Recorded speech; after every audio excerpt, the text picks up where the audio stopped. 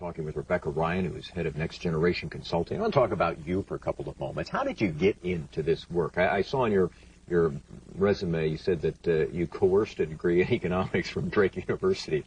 But economics is your background. Right. And how did you coerce a degree? That's a great question.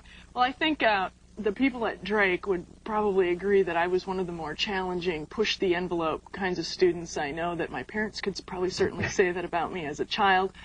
So when I say that I coerced degrees,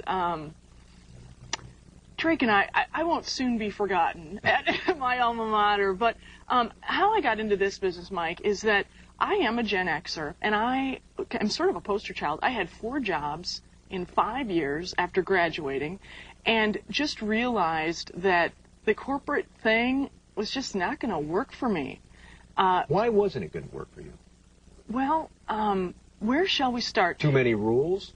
Not enough growth opportunity? Growth opportunity was part of it. I mean, I remember in my very first job, I was doing sort of a sales job, and I met and far exceeded all my targets. I got the little, pencil holder with the gold pencil, and boy, woohoo. So that all happened, and then my reward was, we're just going to arbitrarily increase all your targets by 50%. So get back out there and just produce more. And I thought, this is not the way to motivate me, So yeah. Opportunities for growth, opportunities to really express myself in a creative way. And I'll never forget when I announced to the president of the company I was working for when I finally left, that 4th company, I said I want to go out and I want to be an evangelist and I want to help translate between the generations. And he said to me, "You'll never make it." And I thought, well, that's all you need. Exactly. That's all you need. You told that to the wrong person. So it's been a trip. Did he say why he said that? I'm curious. Oh, there's no market for it. No market. Nobody wants to understand young talent. So follow your gut, I guess, is the rule. The interesting thing is that 4 out of 5 new businesses are started by Gen Xers, and many of those are minorities, many of those are women. And what I'm finding is that Gen Xers leave corporate America for the same reason that women and minorities leave corporate America, which is, I don't think there's a place at the table for me in the decision-making room. Yeah. I'm curious. Give people an idea of what you do during a presentation. You said it's almost like gymnastics. You're moving about. And you do this all around the country. I mean, you've got clients all throughout the country. What do you do?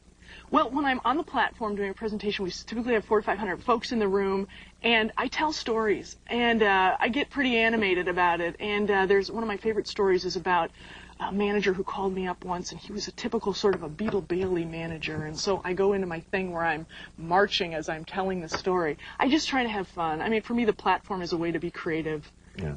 You told me before the show, kind of like gymnastics, but really, you played basketball. I mean, that was the game, right? Right.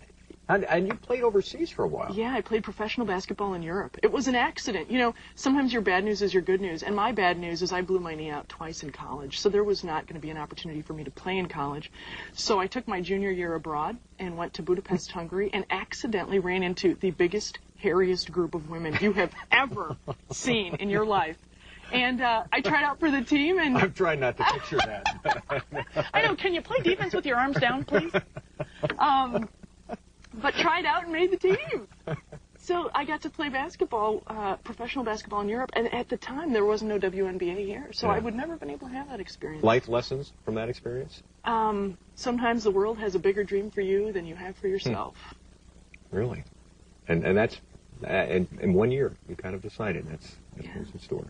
Yeah. Well, congratulations on the business. I know you're busy these days. Mike, thanks. Pleasure meeting you. Thank you. Rebecca Ryan, our guest on Sunday night. Thanks for